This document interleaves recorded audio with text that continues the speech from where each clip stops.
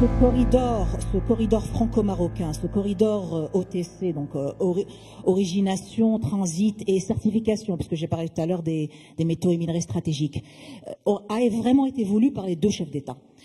Il a été voulu par les deux chefs d'État, d'abord parce que ce corridor maroco-français est essentiel, je dirais même existentiel pour l'Europe, mais là je laisserai mes collègues en parler de manière beaucoup plus éloquente, mais surtout essentiel pour le monde. Et là je reprends un petit peu ce que disait l'Institut Choiseul sur l'Afrique.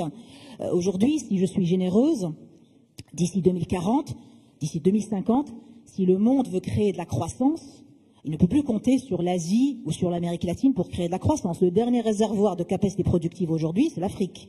2040-2050.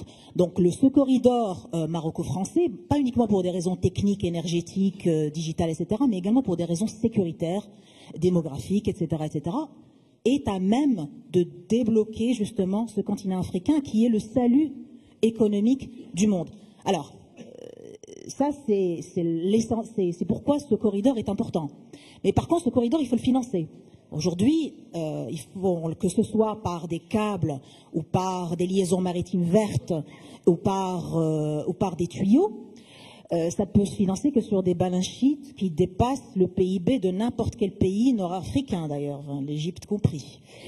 Donc aujourd'hui, nous avons l'émergence de certains acteurs du secteur privé auxquels il faut qu'on laisse la place. Donc nous avons signé des NDA avec des entreprises marocaines, des entreprises françaises qui nous aident dans les études de faisabilité, etc. Mais également avec des entreprises qui ne sont ni françaises ni marocaines pour justement nous aider, les quelques rares entreprises qui travaillent sur ces corridors et ces connectivités transcontinentales. Nous avons eu des exemples dans le passé.